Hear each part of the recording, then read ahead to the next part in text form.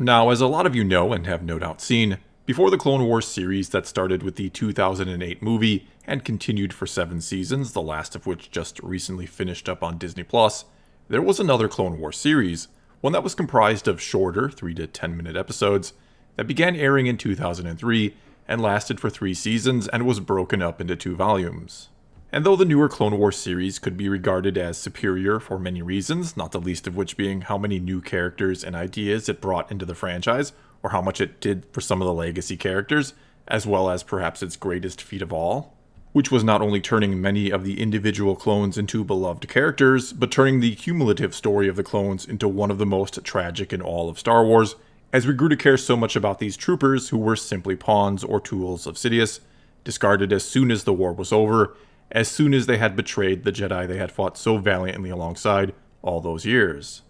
Anyway, as great and as much depth as the newer Clone Wars series added to the prequel era of Star Wars, the older series, or the Tartakovsky Clone Wars as some call it, named after its creator, was a true gem that should be appreciated for its overall simple, yet very impressive and mostly visual storytelling that still managed to say so much. In fact, in the first volume of the series, which was made up of the first 2 seasons, there's very little dialogue at all, just the bare minimum you could say, just enough to express only what needs to be conveyed to the viewer in order to keep the story moving and easily comprehensible. Some of the episodes even have no dialogue at all, and not a single word is uttered in the climactic final battle of Volume 1 between Anakin and Asajj Ventress. And yes, I do realize that the first appearance of General Grievous and his battle with a small group of Jedi is the final scene of the second season or first volume. However, that was more about setting up the second volume, which I discussed in another video, and if I remember I'll put that link in the comments or description below, whereas Anakin vs. Ventress concluded the story of the first volume and did it in a very epic way. But before I get into all of that, I do have to quickly point out that one of the best or coolest things about the original Clone Wars series is that it came out starting in 2003, which means we got to see that version of the Clone Wars between the releases of episodes 2 and 3, and both volumes, though rather brief, tell very relevant and important stories to the bigger picture. Not so much so that you need to see them, but they certainly do or did enhance your enjoyment and understanding of Episode 3, especially the second volume, which tells a story that leads directly into Revenge of the Sith. But again, in this video I'll primarily only be talking about Volume 1, which is very much the story of 2 ambitious, headstrong apprentices who both have their strings pulled, very much unknowingly, by a brilliant mastermind. And those 2 apprentices are Anakin Skywalker and Asajj Ventress, and the mastermind, surprise surprise, is of course Palpatine. And the series starts off with a scene involving Anakin, Yoda, Obi-Wan, and Palpatine in the Chancellor's office, and we learn that the banking clan is building huge factories on Munilist, cranking out droids and warships that obviously need to be destroyed. Yoda suggests Obi-Wan be sent to deal with it, and Palpatine agrees, and then quickly suggests that Anakin be sent as well, and be given special command of the Space Forces, saying how his skills would be quite useful, which draws a grin from Anakin. Obi-Wan though quickly objects, basically saying Anakin is not ready, which makes Anakin none too pleased. Nevertheless, while Yoda agrees with Obi-Wan that Anakin is not ready, that his place is at his master's side, Palpatine sort of forces the issue, much to the dismay of the Jedi, and Anakin is put in command of the Space Forces. And though short, this is a brilliant little scene and a perfect way to start the story. Not only does it show Palpatine putting the first piece into position on the board, but we really begin to see and understand why Obi-Wan is having such a difficult time training Anakin. As we saw in Attack of the Clones, this is hardly the first time Palpatine has praised Anakin, which, in Anakin's eyes, sort of turns Palpatine into that approving father figure, one he's never had before in his life. This in turn sort of turns Obi-Wan, who constantly doubts Anakin, but for his own good of course, into something akin to that older brother who always doubts or wants to look out for the younger brother. Already Palpatine is planting the seeds to turn these 2 against each other, to turn Anakin against the Jedi, and to set himself up as the one Anakin trusts and puts all his faith in. This is followed up by a couple nice, poignant moments, the first of which happens while the Imperial March plays, and it's Obi-Wan watching the clones and equipment being loaded up, and he says to himself that he doubts even Master Qui-Gon could have prepared a Jedi for this, which actually shows quite a bit of doubt on his part in his ability to train Anakin, and without realizing it, in his own training when you consider he is a Jedi trained by Qui-Gon Jinn.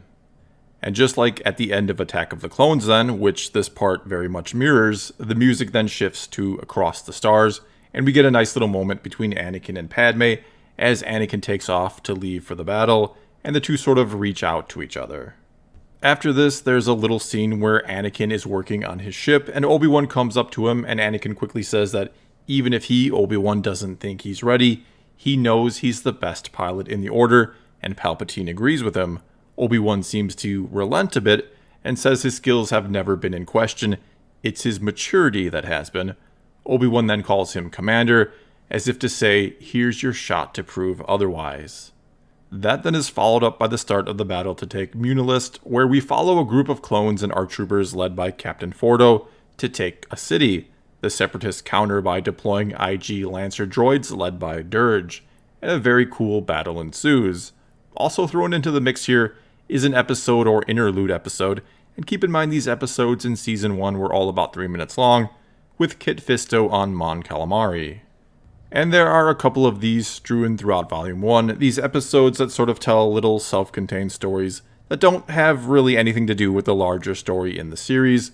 None of them are bad or anything, in fact most of them are quite good or interesting and entertaining, or at least cool visual spectacles like the one with Mace Windu taking out a bunch of super battle droids with his bare hands.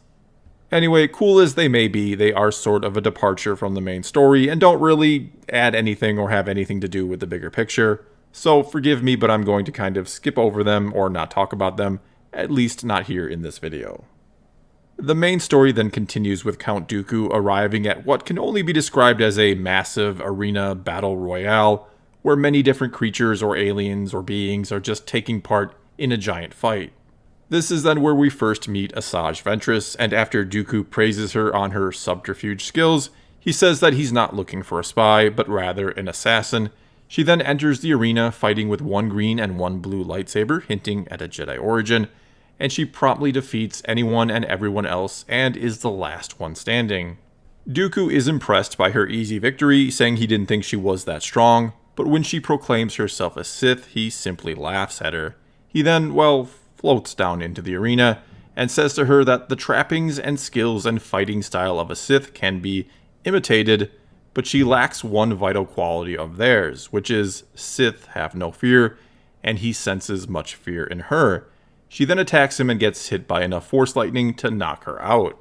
When she wakes up, her training or test continues, and now Dooku personally tests her skill with a lightsaber, where he easily bests her and destroys her sabers. It's kind of funny how, in a strange way, both Anakin and Ventress are very similar here. Both are very spirited and want to prove themselves. Both think they are great and powerful. Anakin saying how he's the best pilot in the Order, Ventress how she is a Sith, and she even calls Dooku a weak old fool at one point.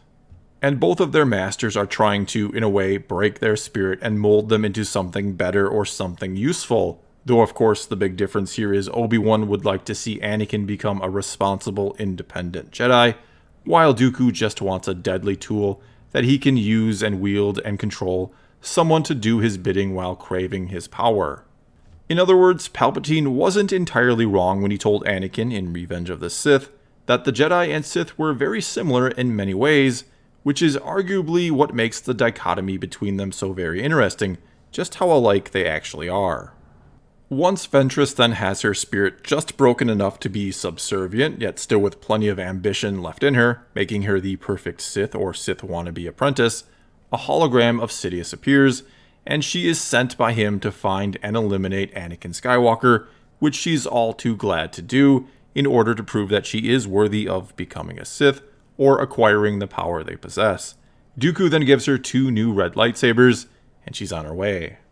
Dooku then, no doubt under the impression that Sidious wants Anakin dead for real, and not seeing the grand plan that Anakin is actually his replacement, says how Ventress will be more than a match for him. Sidious makes a comment about how it doesn't matter, that all she is another part of the plan, another tool to destroy the Jedi. And of course, Sidious's real plan for her is being more than a match for Anakin, but not too much so, but just enough of a challenge that Anakin will have to summon all his strength, or to tap into the dark side to defeat her. The story then heads back to Munilist, where Obi-Wan ends up having an epic multi-round battle with Dirge, before ultimately killing him by basically blowing him up from the inside. And though again, it's a very cool and epic fight, and worthy of talking about at length another time perhaps, it's basically the B plot here. And the main story picks up when Ventress arrives at the tail end of the space battle, and she and Anakin proceed to have an epic dogfight. At one point, Anakin even locks onto her and says, "I have you now," which I enjoyed because he, as Vader many years later, said the very same thing when he locked onto Luke in A New Hope.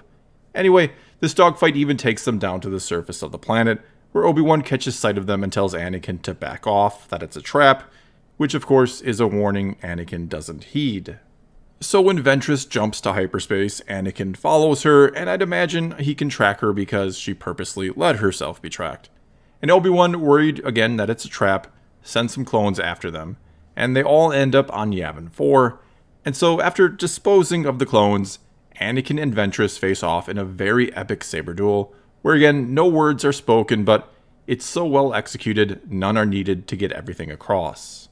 And the whole idea here, set up by the earlier events of the story, is that one is trying to prove their worth as a Jedi, the other their worth as a Sith. And early in the battle, Ventress uses her skills of stealth and trickery to keep Anakin off guard, while Anakin, just like in Episode 2 against Dooku,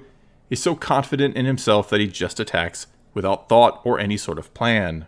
And the longer the fight goes on this way, the more and more frustrated he begins to get, and the angrier he becomes, and one way this is visually conveyed is by his clothing becoming dirty and torn as the fight goes on. He starts to look more and more savage, and his attacks match by becoming more and more brutal as well. Soon Ventress is completely on the defensive, and the battle takes them to the top of a temple, where she's able to disarm him and send his weapon down into the jungle. But that's also the last straw for Anakin, the last straw before giving into all his anger and drawing on the full power of the dark side, which was Palpatine's plan all along. As Ventress goes for a killing blow, Anakin simply grabs her by the wrists, which is when Duel of the Fates kicks in. With his mechanical hand, he squeezes until Ventress lets go of one of her sabers, a cold, evil look upon his face now, all of which horrifies Ventress.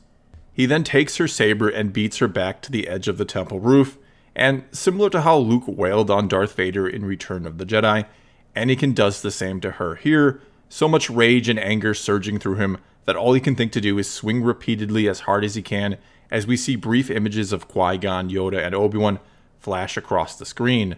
The section of the roof Ventress is on then gives way and she falls down into the darkness to fight another day, because as we all know, nobody dies from falling damage in Star Wars other than Mace Windu. After then screaming out in victory, Anakin tosses the saber away and lets go of his anger for now. But the damage is done. It's another step closer to the dark side for him, another step closer to becoming Darth Vader, and it's all thanks to the machinations of Palpatine. And though, as I said at the start, there is no denying that the newer Clone Wars series is superior in many ways, there is a lot to be said about the perfect simplicity of the 2003 version, and in particular this first volume. Again, it's the story of two apprentices whose fates collide, but not by chance, who think they're trying to prove themselves, but it turns out it's all part of something much bigger, that is all being controlled only by Sidious. And sure, there are some detours from the main story throughout this first volume, and it is a little strange to suddenly have an episode or 3 minutes of something that has nothing to do with the rest of the story suddenly pop up. But at least those episodes again are still, for the most part, enjoyable, as is the story with Obi-Wan and Dirge that runs parallel to our one with Asajj and Anakin. And overall, though the animation style is pretty basic 2D, it too fits in with this simpler style of storytelling quite nicely. And it adds to the overall charm of this gem of a series that did a great job of giving us a great telling of the Clone Wars in a fraction of the time of the newer series. Well, that's all I've got for you this time. Now it's your turn to tell me what you think about the 2003 Clone Wars series, and in particular the first volume, and the duel between Ventress and Anakin. So leave a comment below and let's talk some Star Wars. And until next time, thanks for watching.